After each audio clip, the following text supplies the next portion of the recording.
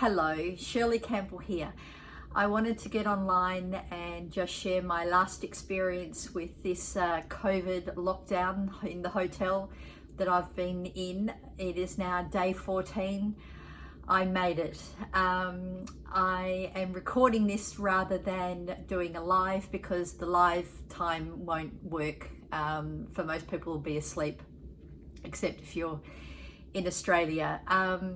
So I wanted to really come on and explain for other people that are in lockdown or people who are not in lockdown to maybe understand some of the experiences.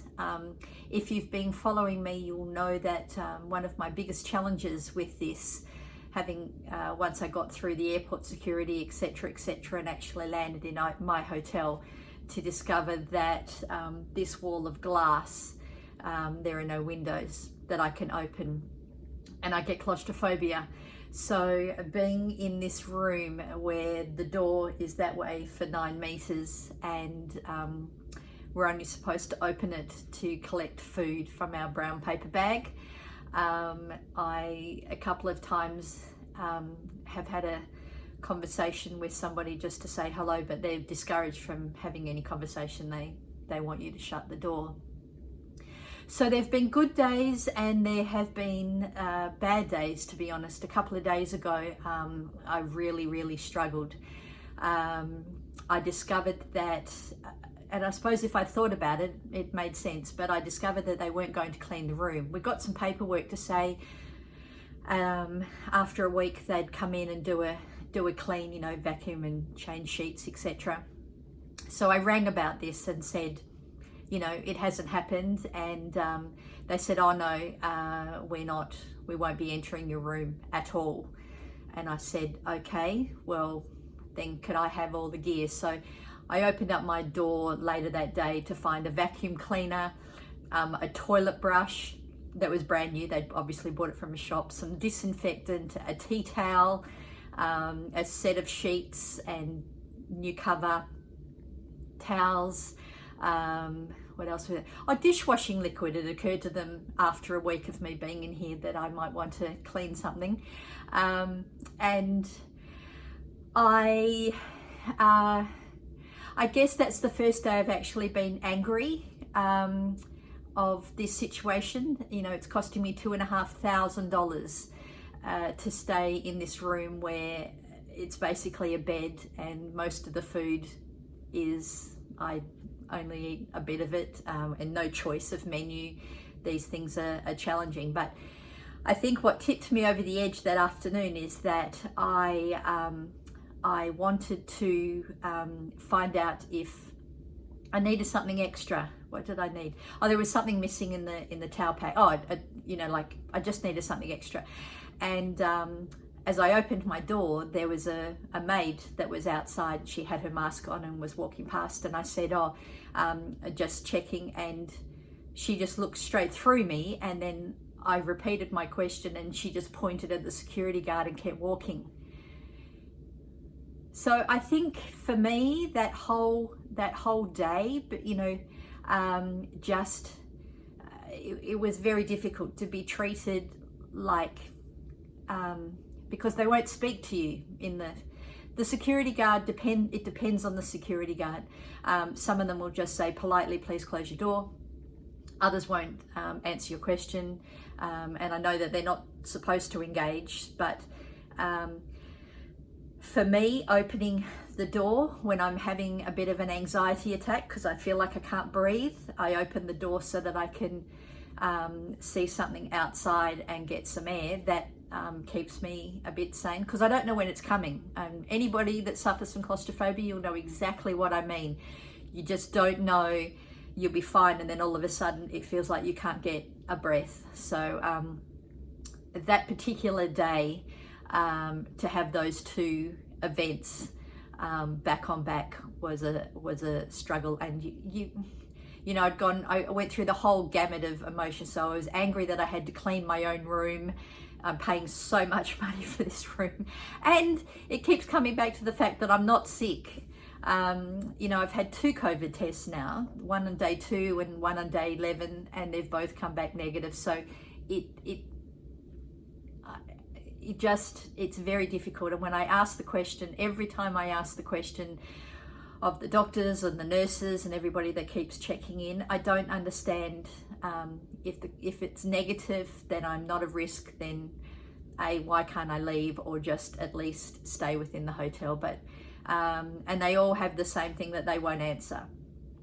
They just deflect and say, well, it's just the rule. Well, yeah, so that's challenge. Something a little bit funny. Do you remember I mentioned the fact that breakfast is just some cereal in a plastic a little bag, and you tear open the bag and you pour the milk in, and then you're supposed to eat the cereal with the wooden spoon? Well, day 9, obviously people have complained about this. So day 9, in the breakfast bag was one of those Chinese that you get soup in, one of those Chinese containers without a lid.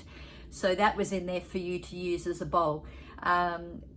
But for only 2 days. Haven't seen it again. They obviously, I don't know. But luckily, when a family friend, a family member, dropped off a care package on day 2 or day 3, I asked her to put a bowl and a plate in there and a spoon. So I've had a bowl and a spoon for breakfast ever since. But it obviously occurred to someone. I thought that was kind of funny. It's a bit like the dishwashing liquid, and you know, because they don't provide any, you're not allowed to have a plate or a bowl or any utensils. They're just the plastic that come in the brown paper bag with each meal. Obviously the dishwashing liquid isn't considered important, but I'm sure that other people must have cottoned onto this and ordered, however, got themselves a plate from the outside world, which is the only way we can get thing in. The other big challenge, which I'm sure a lot of people would have, is sleeping. It's a great bed. I mean, it's a lovely bed. It's nice and soft. I've broken my back last year, so a hard bed would have made it, gosh, even more difficult. But the bed is actually very, very comfortable. But can't sleep. So the whole time I've been in here, I haven't slept more than 3 or 4 hours a night, and it doesn't matter whether I stay up all day and keep working, which is what has been my best distraction. If I go to sleep at 11, I will still wake up at 3. If I go to sleep at midnight, I will still wake up at 3 or 4. There was one day where I completely crashed. I fell asleep at 5. I think this was about day 6 of this malarkey, and I didn't wake up till 2 a.m. Problem is that then I couldn't get to sleep. So I was awake that particular day, the following day, from 2 a.m. all the way till 11. So that has been challenging, and obviously the doctors are concerned with that when they ring each day. When I say, okay, I've been awake since 3 a.m. this morning, I've been awake since 3:30, and so much to my, well, being something that I don't like doing, taking tablets, but I agreed finally to take some sleeping tablets. So they gave me 4, so I could take it for the last 4 nights. Sadly, that's not made 1 ounce of difference. Oh, well, actually, that's not true. Last night I slept 4. I woke up this morning at 5.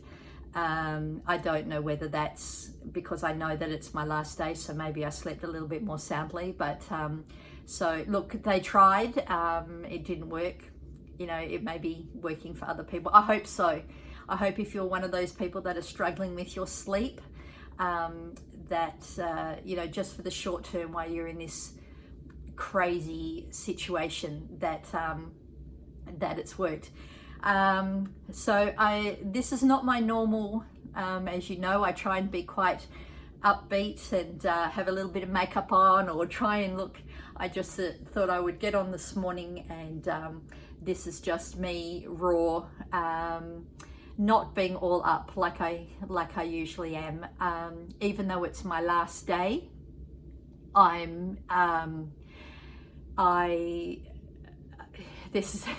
it's a really long day. I think for me these last 3 days have been incredibly challenging, and I haven't done the work that I was doing.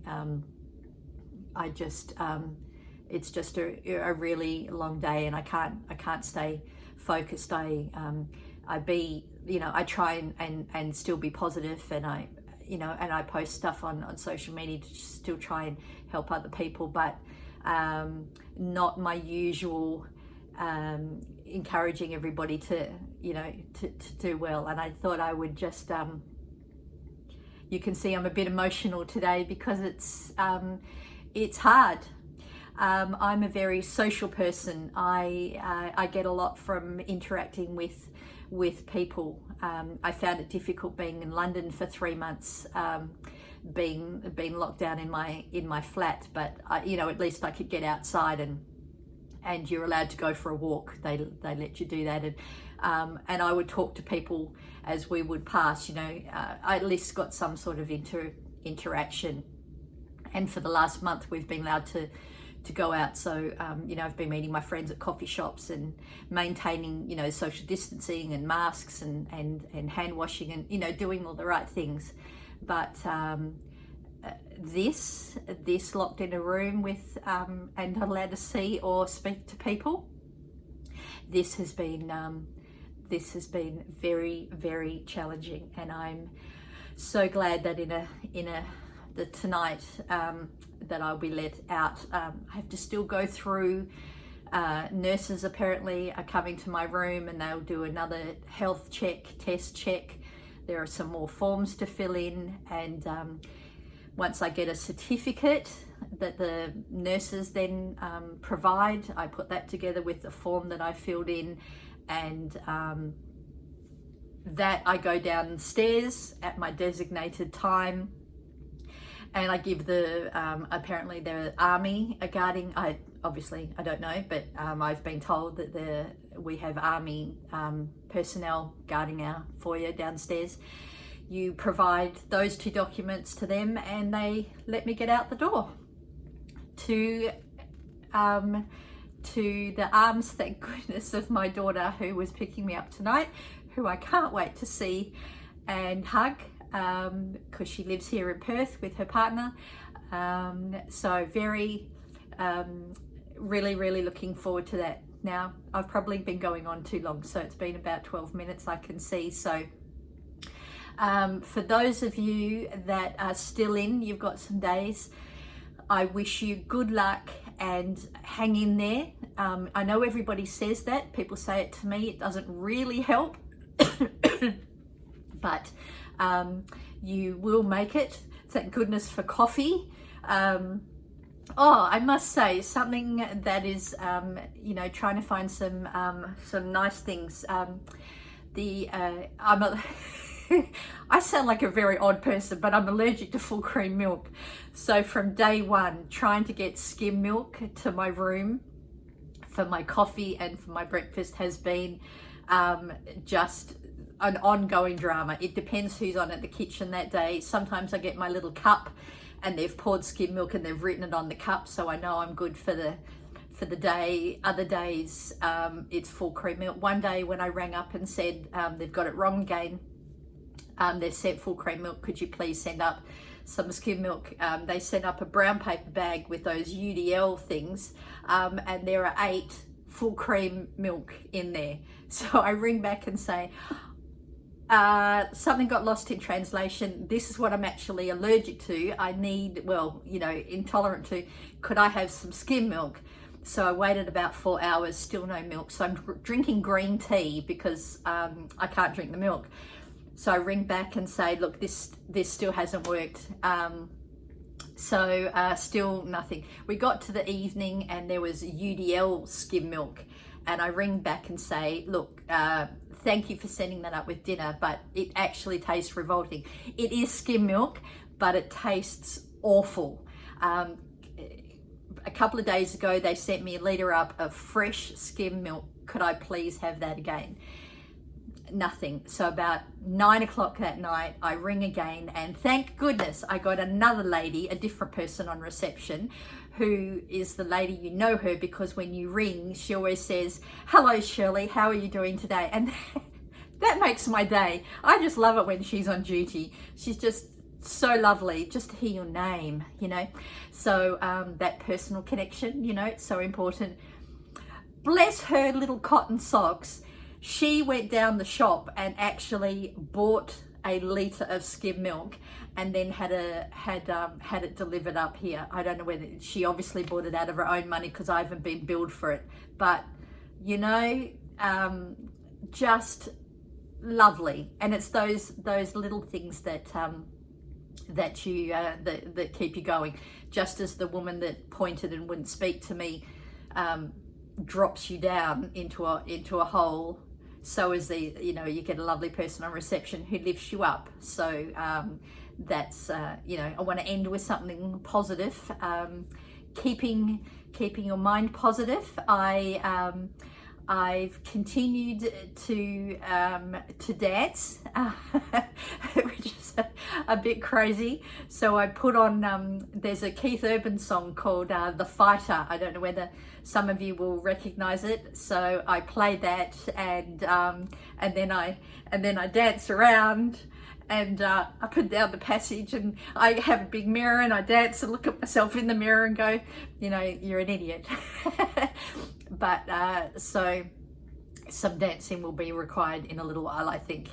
Anyway, this is me, raw and exposed Shirley.